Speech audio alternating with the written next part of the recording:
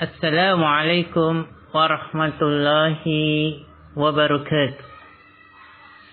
Alhamdulillah wassalatu wassalamu ala rasulillah wa ala alihi wa ashabihi ajma'in, amma ba'du.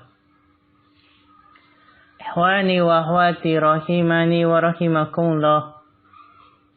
Tak lupa kita bersyukur kepada Allah Subhanahu wa taala atas segala kenikmatan yang telah Allah anugerahkan kepada kita semua.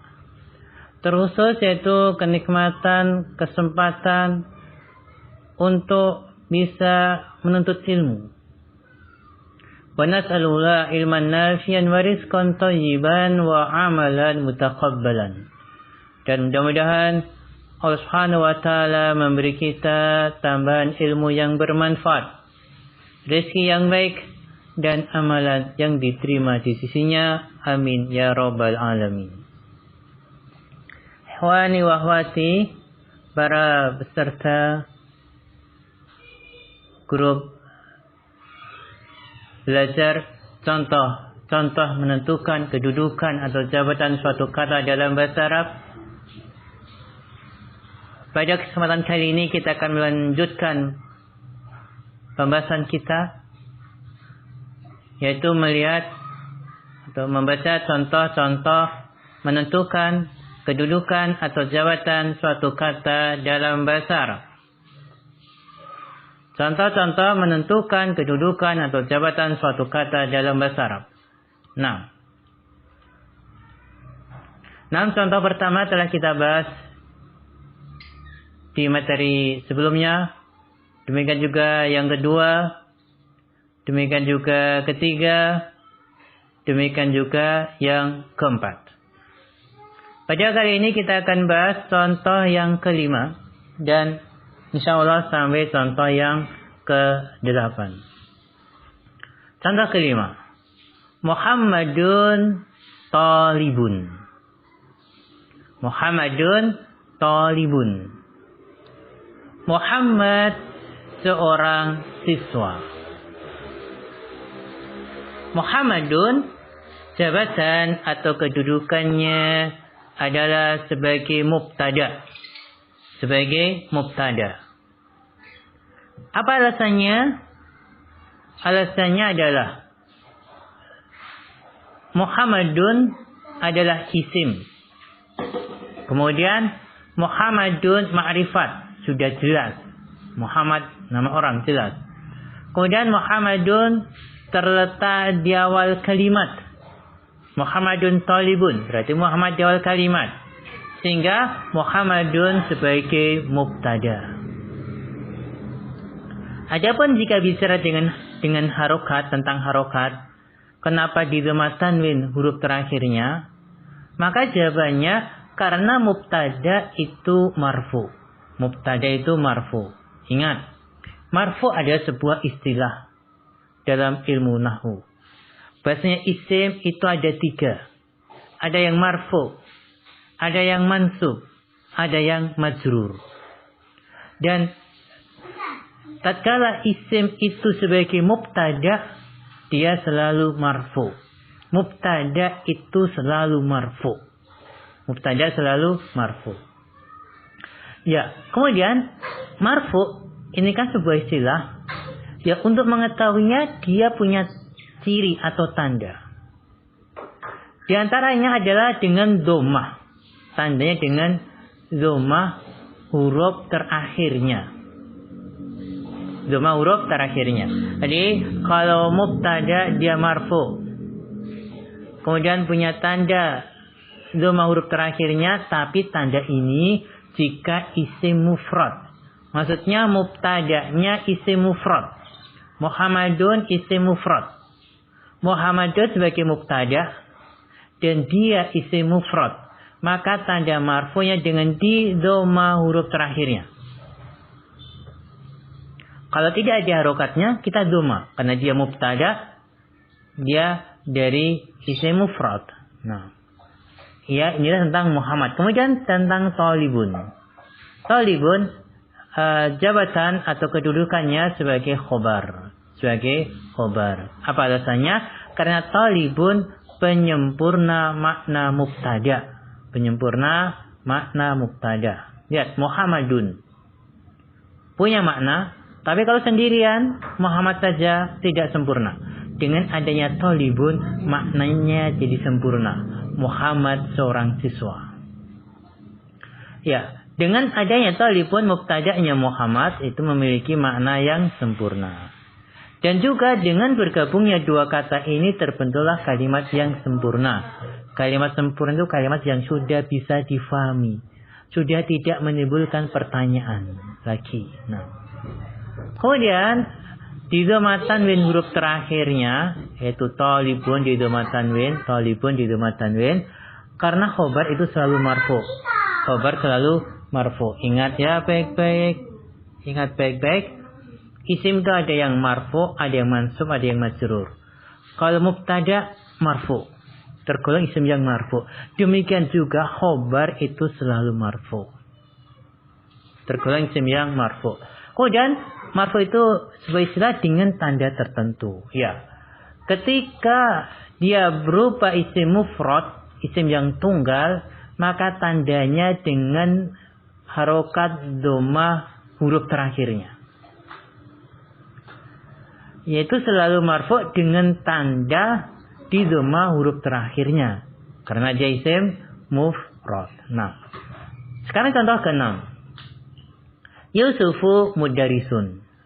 Yusufu mudarisun. Yusuf seorang guru. Yusuf di sini jabatan atau kedudukannya sebagai mubtada. Apa alasannya? Alasannya karena dia isim. Yusuf isim.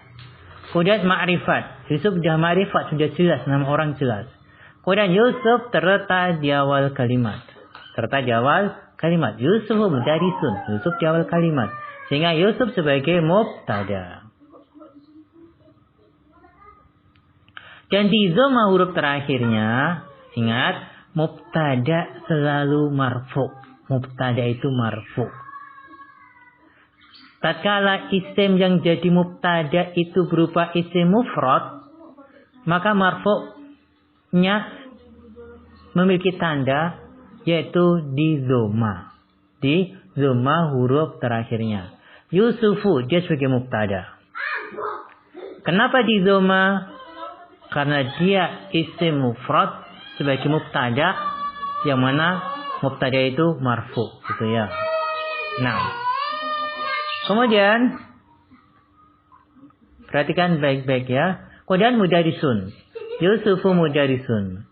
Mudarisun dia sebagai khobar.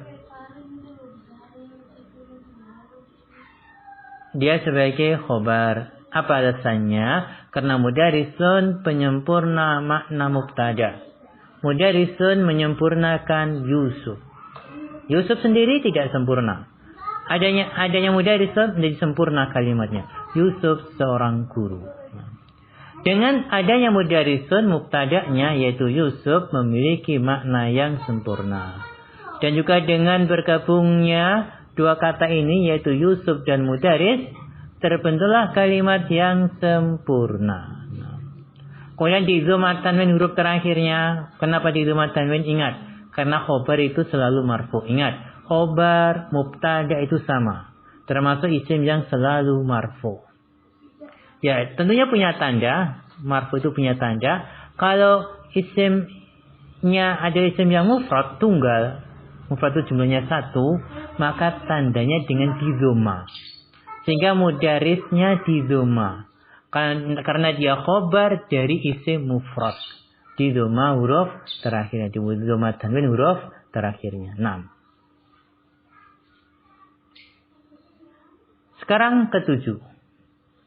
Hindun tabibatun. Hindun tabibatun. Hindun seorang dokter. Hindun seorang dokter. Hindun jabatan atau kedudukannya sebagai mubtada. Sebagai mubtada. Kenapa dikatakan sebagai mubtada? Karena Hindun adalah isim. Hindun isim. Kemudian Hindun ma'rifat. Hindun jelas, nama orang sudah jelas ma'rifat. Kemudian Hindun terletak di awal kalimat. Terletak di awal kalimat. Hindun tabibun. Hindun tabibatun. Hindun tabibatun. Ingat, Hindun tabibatun. Hindun serta di awal kalimat. Maka Hindun sebagai mubtada. Dan di dhamma huruf terakhirnya, karena mubtada itu marfu ya, ingat mubtada marfu. Nah, kalau dia dari isim mufrad, isim yang jumlahnya tunggal, dia tandanya dengan di dhamma. Kenapa di dhamma? Karena dia mubtada dari isim mufrad gitu. Maka di dhamma huruf terakhirnya gitu. Kemudian tabibatun apa jabatan dan atau kedudukannya? Jabatan atau kedudukannya sebagai khobar. Apa alasannya? Ya karena tabibatun penyempurna makna mubtada. Penyempurna dari hindun. Hindun tabibatun. Sempurnalah kalimatnya. Kalau hindun sendiri belum sempurna. Hindun kenapa gitu ya. Nah. Ya dengan adanya tabibatun mubtada'nya hindun memiliki makna yang sempurna. Dan juga dengan bergabungnya dua kata ini yaitu hindun dan tabibatun terbentuklah kalimat yang sempurna, kalimat yang sudah tidak menimbulkan pertanyaan lagi yang bisa difahami. Dan tatkala mubtadanya muannas, itu hindun kan muannas sama perempuan, maka khobarnya juga harus muannas. Khobarnya tabibatun muannas dengan ciri adanya ta marbutoh. Kemudian di dhamma tanwin huruf terakhirnya tabibatun di dhamma tanwin karena dia sebagai khobar ya. Ingat khobar selalu marfu sebagaimana dengan mubtada. Ya kalau dari isim mufrad, kalau dia isim mufrad maka marfu'nya dengan tanda dhamma huruf terakhirnya. Nah. Kemudian contoh ke-8 terakhir yang kita bahas kali ini Aisyatu mumarridatun. Aisyah seorang perawat. Aisyah di sini jabatan atau kedudukannya sebagai mubtada. Apa alasannya? Karena dia isim, dia ma'rifat, dia terletak di awal kalimat gitu ya. Kemudian kenapa di dhamma huruf terakhirnya? Karena dia mubtada. Mubtada itu selalu marfu. Mubtada termasuk isim yang tergolong marfu. Dan apabila mubtada ini dari isim mufrad, isim yang menunjukkan jumlahnya satu, maka marfu'nya ada tanda. Apa tandanya? Di dhamma huruf terakhirnya. Nah. Kemudian mumarridatun dia sebagai khobar, jabatan atau kedudukannya sebagai khobar. Kenapa? Karena mumarridatun penyempurna makna mubtada, menyempurnakan makna mubtada. Aisyatu mumarridatun. Aisyah seorang perawat. Kalau Aisyah sendiri tidak ada mumarridatun, enggak sempurna. Aisyah kenapa Aisyah siapa gitu ya. Nah, dengan adanya mumarridatun mubtada'nya Aisyah memiliki makna yang sempurna. Dan juga dengan bergabungnya dua kata ini terbentuklah kalimat yang sempurna. Aisyah ketemu maridah. Bergabung, maka jadilah kalimat yang sempurna, yang sudah sempurna, sudah lengkap, sudah bisa difahami. Dan tatkala mubtada'nya muannas, Aisyah itu muannas ya, Aisyah kan nama perempuan, muannas, maka khobarnya juga harus muannas. Mumarridatun ini muannas dengan ciri adanya ta marbutoh. Nah. Kemudian di dhamma tanwin huruf terakhirnya. Kenapa harukannya di dhamma tanwin? Jawabannya dia sebagai khobar. Ingat, khobar. Dan khobar selalu marfu. Kemudian mumarridatun ini kan isim mufrad. Kalau khobar dari isim mufrad maka tandanya dengan di dhamma huruf terakhirnya. Nah, inilah ya ikhwan dan akhwat yang kita pelajari. Cara menentukan kedudukan suatu kata ini bukan cara ya, contoh. Kita membahas contoh apa? Menentukan kedudukan atau jabatan suatu kata dalam bahasa Arab. Ini contohnya Muhammadun thalibun. Kemudian Yusufu mudarisun. Kemudian Hindun tabibatun. Kemudian Aisyatu mumarridatun. Nah, sekian yang kita bahas pada pertemuan kali ini. Coba kita teruskan materi berikutnya atau contoh-contoh berikutnya di pertemuan berikutnya. Nas'alullaha al-afiyah wassalamah fid dunya wal akhirah. Wal alamis shawab wa akhiru kalam. Wassalamualaikum warahmatullahi wabarakatuh.